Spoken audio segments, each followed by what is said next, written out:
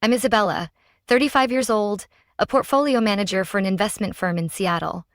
I live alone in a small apartment near Discovery Park. Simple but tiny, just like my personality. Meticulous, straightforward, and always responsible, especially when it comes to family. Since graduating college, I've pretty much carried the weight for my parents. They live in a 2-story house in Tacoma where I grew up. Even though their jobs never brought in much money, I never let them go without. When my mom needed knee surgery, I covered the entire medical bill. When the house started falling apart because of rotten pipes, I hired workers and paid over $12,000 0 cents myself. Every month, I consistently sent $1,500 0 cents to help cover their mortgage and living expenses. "You're our rock, Isabella," Mom would say, her voice sweet but hollow, never mentioning the strain it put on me. At first, I thought it was just the right thing to do, kids helping their parents when needed. But over time, I started noticing something I had tried to ignore. My younger brother Ethan is 4 years younger than me. No degree, no stable job, never financially independent.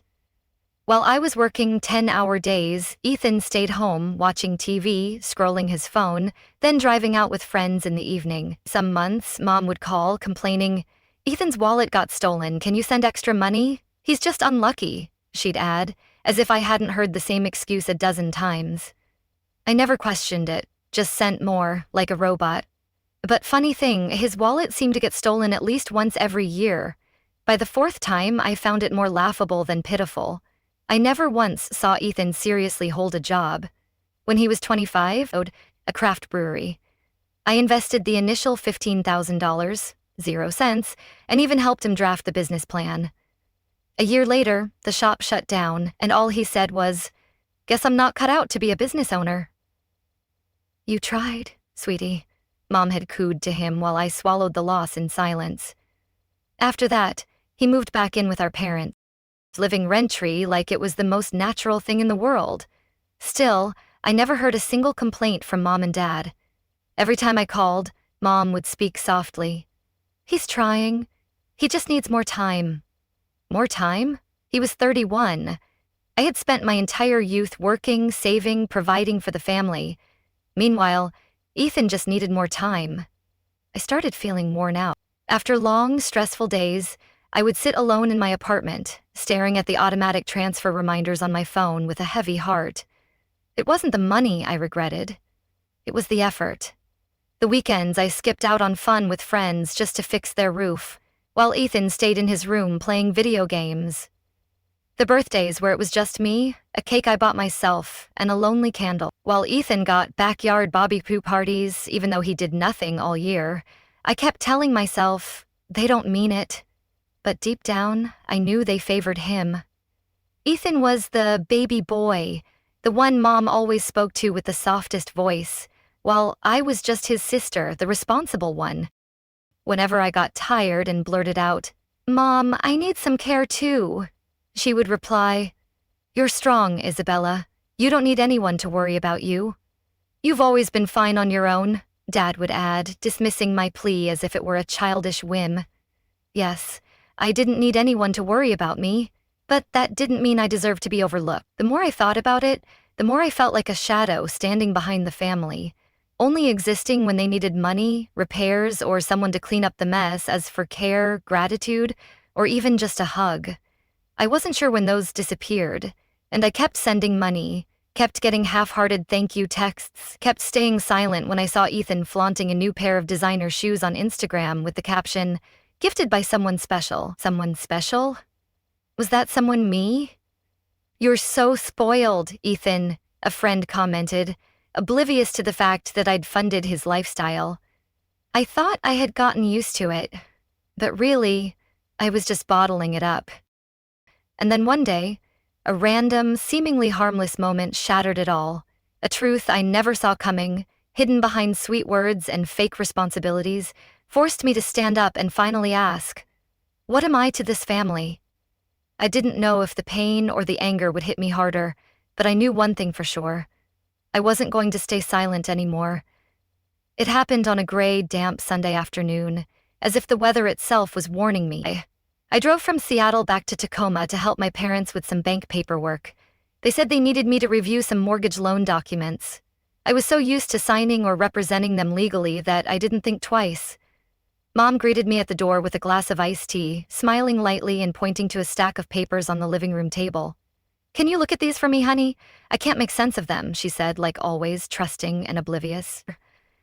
I sat down, pulled out my laptop, and opened a thick folder neatly clipped together. Most of it was bank forms, utility bills, old tax documents. But then there was another thinner stack marked with a blue sticker typed neatly on the cover: "Last Will and Testament.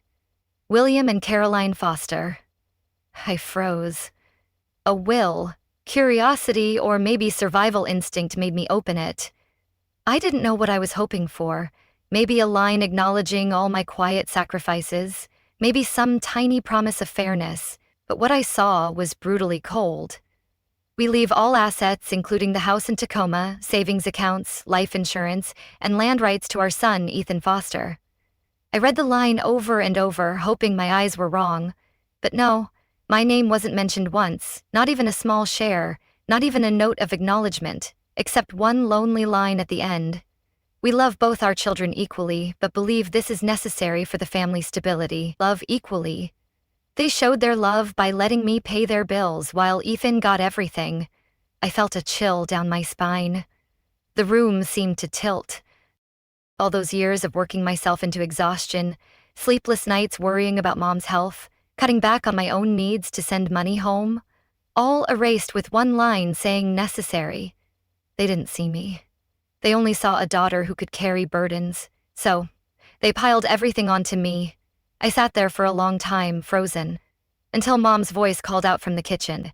I stood up, grabbed the will, and walked straight into the kitchen. She was rinsing vegetables, hands trembling slightly from the cold water. I held up the papers at her eye level. "When did you write this?" Mom glanced over, and I caught the flicker of panic in her eyes, but she quickly masked it, replying, "Oh, it's been a while. Your father and I just wanted to have everything settled. I thought you already knew." "You thought I knew you'd erase me completely," I demanded, my voice sharp, cutting through her flimsy excuse. I didn't answer. She put down the vegetables, wiped her hands, and spoke softer.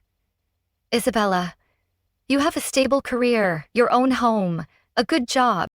Ethan, he's still struggling. We just want to help him get on his feet." "Struggling?"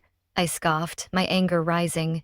"He's been struggling for years while I've been your ATM." I laughed, not because it was funny, but because I couldn't hold it in anymore. His feet. He doesn't even need to stand up. Mom, you're handing him the whole house to lie on.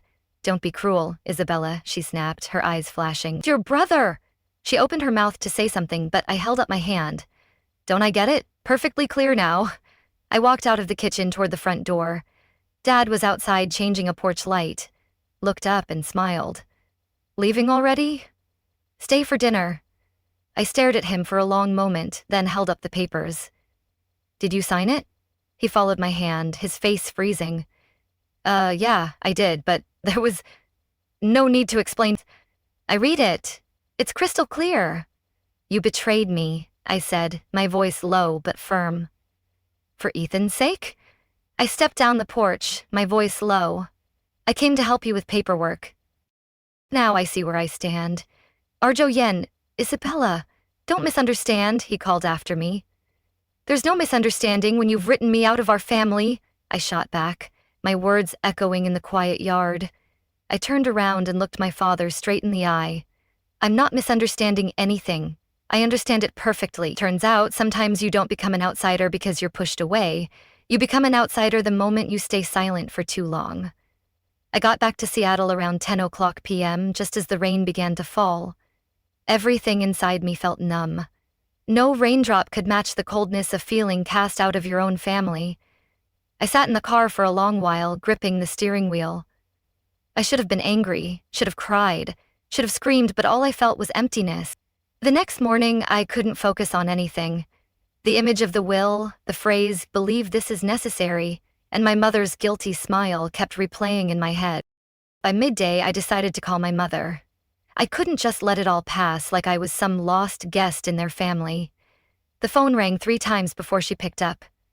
Isabella, I was just about to call you. Isabella, I need to talk. Seriously, no sugarcoating. There was a pause, then a heavy sigh. All right, go ahead. I forced my voice to stay calm. Why leave everything to Ethan? Were you planning to wait until I was completely drained before telling me the truth? Mom answered, slowly, cautious. It's not what you think. Your father and I thought about it for a long time. You're stable. You're strong. Independent. Ethan, he needs help. Help? I snapped, my composure slipping. You're rewarding his laziness while I've been your bitter lass. I let out a bitter laugh. Welp. Mom, Ethan doesn't need help. He needs a work bull. He lives like the world owes him everything. Mom's voice grew sharper. He's your brother, Isabella. Don't talk about him that way. I cut her off. No, he's the one who hasn't earned a dime in 12 years but still gets called poor thing. And me? Every time I sent money, all I got was, thank you.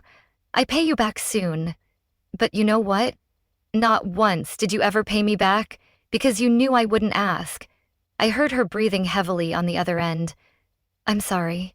I didn't realize it hurt you this much. You didn't care enough to notice, I shot back, my voice trembling with suppressed rage. You didn't think. That's the problem, Mom. No one in this family ever thought about me. I was the convenient one. When the Afrisk Lee call, Isabella. When the electric bill was overdue, call Isabella. When Ethan's store failed, who covered it? Isabella Butt. But when it came time to share assets, oh, right. She's stable enough. I heard her voice tremble. Do you know why we did it that way? I stayed silent. Because I was afraid you'd leave us. I was afraid if we gave you part of it, Ethan would resent us and you'd never come back. You were already living far away, so I chose to keep Ethan close, even knowing it wasn't fair. I gripped the phone tighter. You didn't lose me because I moved away. You lost me because you never really held on to me. You're being dramatic, she cried, her voice breaking. We always loved you, she sobbed. I'm sorry, Isabella. I just wanted to keep the peace by erasing me from the family, by turning me into a walking wallet. I didn't wait for her reply. Do you know I stayed up at night worrying you wouldn't have enough for retirement? I even looked into buying extra insurance for both of you, but now I think Ethan will take care of that since the house and the future belong to him. He can't do it alone, she pleaded, desperation creeping in. You're abandoning us? I hung up. My heart was pounding, my hands ice cold. I thought I would feel relief, but instead I felt sadness so deep it made it hard to breathe. Sadness that even as an adult, I still clung to the hope that my parents would treat me fairly. Sadness that the one they always coddled had never once stood up for anyone but himself. I opened my laptop, logged into my bank account, and canceled the automatic transfers to my parents. I sent a final message to Mom. I'm done being your safety net. Let Ethan step up. I sat there staring at the screen for a while, then opened a new Excel sheet. I started listing every amount I had sent them over the past 9 years, not to demand it back, but to remind myself I had done enough, more than enough. I'm not heartless, but I refuse to keep being the only one who cares in a one-sided relationship. And if they believe Ethan deserves everything, then now they'll live with that choice without me around to clean up the mess. A week after that final call with Mom, I still hadn't heard a word from them. Good. I needed space to breathe, to get used to the feeling of no longer being tied down by invisible expectations and unwanted obligations. But that silence didn't last long. On Tuesday morning, as I was getting ready for a regional director meeting, my phone buzzed. A text from Dad. Bella, the property tax is coming due. Can you front it like always? You're our only hope, he added, as if Ethan didn't exist. No, hello. No, how are you? Just another cold, familiar request. I stared at the screen, feeling a bitter mix of sadness and amusement. They really thought I was still the same old Isabella, the one who would open her wallet no matter how hurt she was. I typed back without hesitation. The house belongs to him now. Less than 10 minutes later, Mom called. I let it ring. She called again, then sent a text. Isabella, don't do this. You know we don't have enough. Ethan's still looking for a job. Don't let a small misunderstanding tear the family apart. Misunderstanding? I muttered to myself, shaking my head. You wrote me out of your lives. Small misunderstanding. I bit my lip, steadying myself, then replied, Mom, this isn't a misunderstanding. You and Dad made a clear decision. I'm just respecting it. If Ethan deserves everything, then he can start taking responsibility too. This time, it wasn't until evening that I got a response from Ethan. Are you really going to abandon them over a piece of paper? You're pathetic, he added, his words dripping with scorn, as if I were the one who'd failed. I almost laughed. A piece of paper? That was the cold verdict they handed me after years of sacrifice. I didn't reply immediately. I waited until after work, then wrote, It's not about the paper. It's about never truly being part of the family. Now at least I'm free. Ethan replied so fast it was obvious he'd been waiting. You're so selfish. Family is about getting through hard times together. Hard times you've never faced, I fired back, my fingers trembling. Try carrying the load I did for once. I typed each word like carving it in stone. Family is about sharing, not exploiting. I've carried everything alone for too long. Now it's your turn to find out what hard times really mean. I didn't get another text from Ethan that night, but I knew it wasn't over. 5 days later, I received an email from the bank. My secondary account in Tacoma, the one my parents had access to, had an attempted withdrawal that exceeded the limit. I immediately called the bank to close the account and revoked all access. I had originally created that account to make it easier to support them every month. Now, there was no reason for it to exist. Right after I finished, Dad's number popped up on my phone. I didn't answer. The text came next. You really want us to lose the house. You won't be able to live with yourself. You'll regret this, he added, his words a desperate jab to reel me back. I stared at the screen for a long moment, then typed back slowly. No one's losing anything, Dad. Now you'll just have to take care of it yourselves. I'm not a bank, and I'm no longer the daughter forced to choose between love and distorted gratitude. The final text of the day came from Mom. A short, heavy message. We're disappointed in you.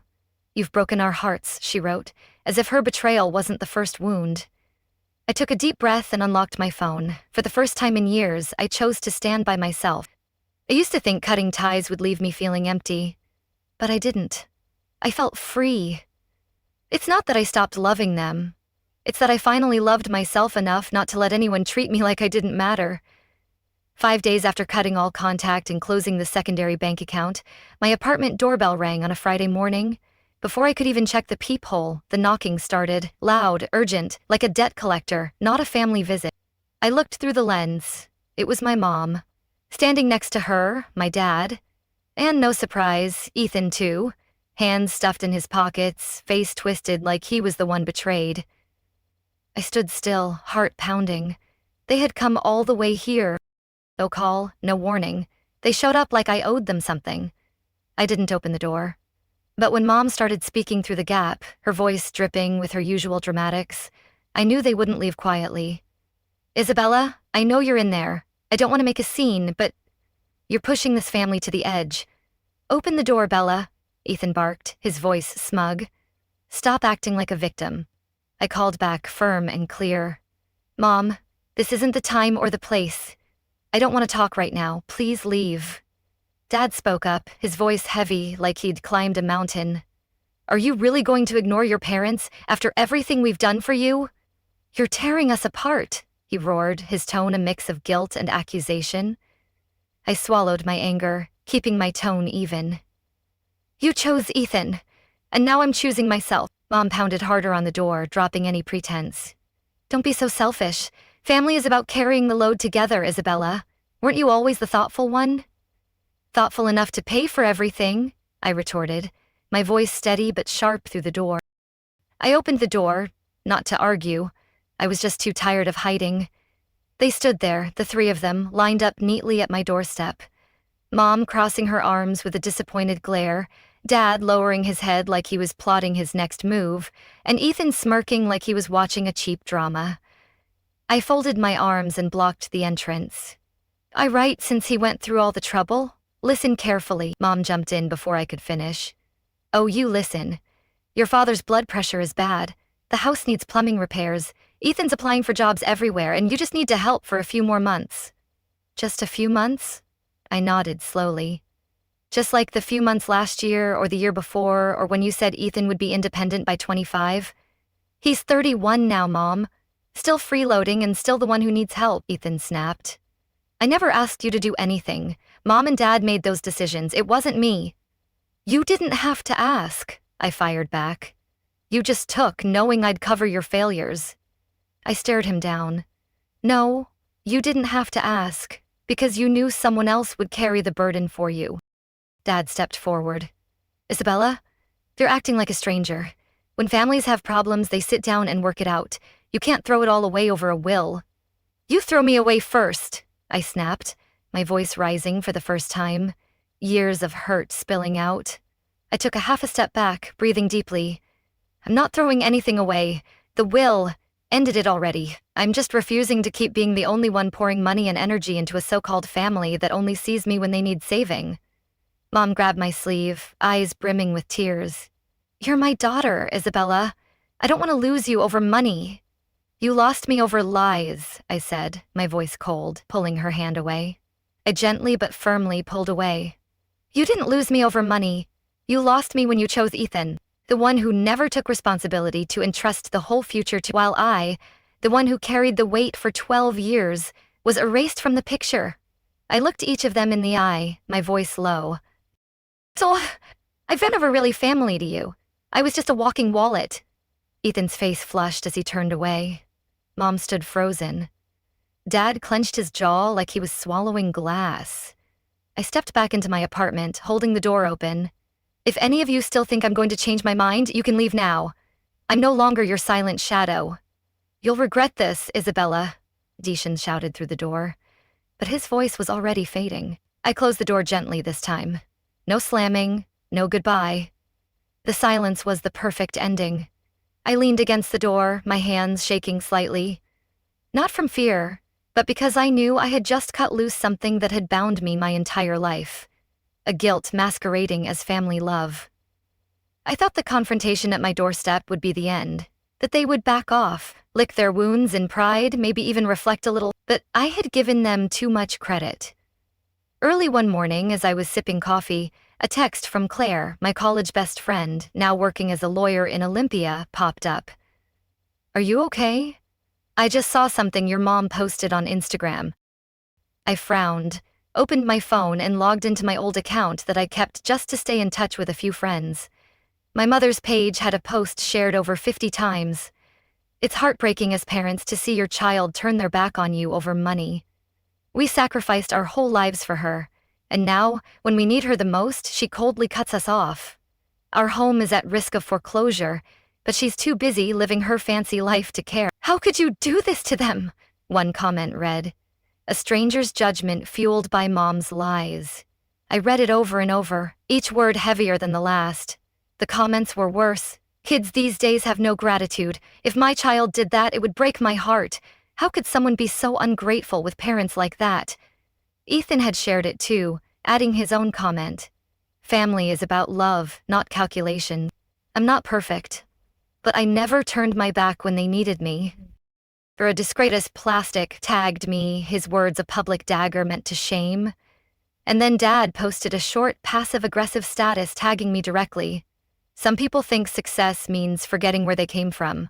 It's only when we grow old and weak that we realize not every child we raised is truly ours. You've shamed us all, a family friend commented, piling on the guilt. After a long moment, I let out a dry laugh. They had made me the villain, the ungrateful daughter who threw her parents onto the street. None of the dozens of commenters knew I had kept that house standing for the last decade with my own sacrifices. I opened my laptop, logged into Instagram, hands trembling slightly, but my eyes clear. If they had chosen to tell only half the story, then I would tell the part they left out. The part I had been silent about all my youth. I started typing. I never thought I'd post something like this. But it seems my family has chosen to tell only half the story and cast me as the villain. I'm the eldest daughter of William and Caroline Foster. I've been financially supporting my parents since I was 23, right after getting my first paycheck. I covered mortgage debts, hospital bills, utilities, and home repairs. I never asked for praise. I did it because I believed that's what children should do. Meanwhile, my brother Ethan never held a steady job. While I worked overtime to send money home, he lived comfortably without responsibility or contribution. My parents knew, but they never corrected it. They told me, "You're more capable. Help him out." They did for years, in silence, until I found out they left all assets, the house, the savings, the insurance to him in their will. I wasn't even mentioned except for one line saying they loved both children equally, a hollow line for someone who carried the weight without complaint. I don't resent them for choosing to leave everything to Ethan. I simply refuse to continue playing the role of the invisible supporter. I didn't abandon my family. I just refuse to keep being used. If anyone reading this still thinks I'm ungrateful, imagine being in my shoes. You can give. You can sacrifice. But would you accept being treated like nothing more than a walking wallet forever? I added one final line. I'm done being your scapegoat. The truth is out. I hit post. You're brave, Isabella tests moments later. This needed to be said. Then I closed my laptop, poured myself a glass of water, and sat quietly. Messages from friends and distant relatives started pouring in. An aunt wrote, "Your post made me cry. I saw it all, but never dared say anything. So I always knew they treated you unfairly," she added, her words a quiet validation. A high school friend messaged. Finally, someone said what so many of us have lived through. I didn't need their defense. I just felt the power of my own voice, not to fight, but to end the silence that made others believe my sacrifice was automatic. If they chose to tell only their version of the story, I would tell the part they refused to see, the truth I had carried alone for so many years. My post spread faster than I expected. People I hadn't heard from in years were the first to reach out. A former coworker wrote, "I was also the dependable child. You for saying what so many have been too afraid to admit. You've opened my eyes," she added, her message a spark of solidarity. A distant cousin sent a long message sharing that she had seen the favoritism in my family for years, but stayed silent out of fear of being labeled as sleek. Several old friends from high school also reached out, with words of encouragement, saying they were proud of me for speaking up. "You're stronger than they'll ever know," one wrote, their support cutting through the noise. On the other hand, my parents continued posting cryptic messages. My father wrote, "We lost the daughter who was once our pride, all because she got too busy with her success to remember where she came from. You've humiliated us," he tagged me, his post a desperate plea for sympathy. My mother posted an old photo of the three of us, captioned, "Some things only live on in memories. We forgive, but we..." "You've broken our hearts," she added, as if her betrayal wasn't the first wound. As for Ethan, he wrote, "Family is a place for forgiveness, not keeping score. It's sad when some people only see numbers instead of love. You're nothing without us," he messaged me directly, his venom no longer cloaked. I didn't respond. I didn't feel the need to anymore, not because I was bitter, but because I no longer craved their acknowledgement. The truth was out. Whoever wanted to understand would understand, and whoever chose to believe their version could keep believing it. I didn't post anything else. No rebuttals, just silence. But not the old kind of silence, not the resigned, hurt silence. This was a peaceful, grounded quiet, the kind that comes when you finally untie yourself from a role you never chose. A month later, I moved into a new apartment, smaller, near the Puget Sound. It wasn't fancy, but the east-facing windows caught the morning sun, and the soft sound of water helped me sleep peacefully every night. I also started writing again, something I hadn't done in nearly 12 years, buried under spreadsheets, bank accounts, and other people's bills. On evenings without emergency calls or desperate money requests, I sat at my desk and wrote about silence, about awkwardness, about letting go. I learned to say no to things that drained me, from unnecessary social obligations to relationships that only showed up when they needed something from me.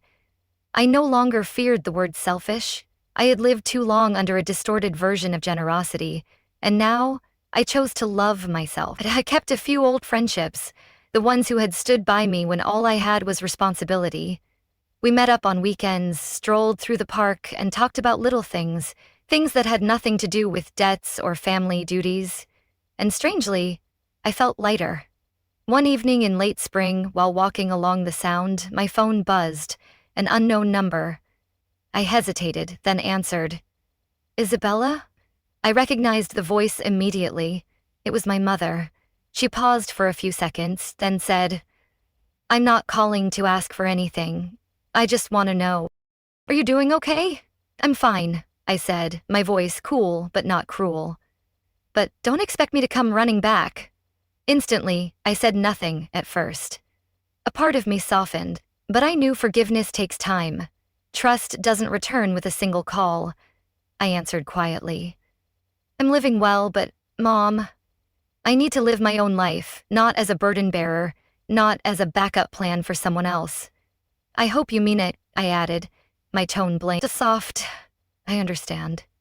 I didn't say I forgive you, but I also didn't hang up. I listened, and sometimes that's enough to know you're no longer as hurt as you once were. We miss you, Bella, she whispered, her voice breaking, but I stayed silent, letting her words hang unanswered. After the call ended, I looked out at the Sound. The lights reflected off the water like a chain of memories being set free. I knew I still had healing to do with myself, with the past. But at least now I would no longer walk forward on trembling legs, weighed down by guilt. I would move forward with the steady steps of someone who knows they deserve love. Real love. My story isn't just about favoritism or will. It's about reclaiming self-worth after years of being trapped in the role of the responsible child. I realize that true filial love doesn't mean unconditional sacrifice, and real family doesn't demand the loss of your personal freedom. By letting go of the role I was forced into, I found peace and learned to love myself, keeping only relationships built on genuine respect, not exhausting obligation. If you were Isabella, facing a family that erased your sacrifices, would you fight their lies as I did, or walk away in silence? How would you claim your worth? Share your thoughts in the comments below, and don't forget to follow the channel for more real, heartfelt stories about family and life.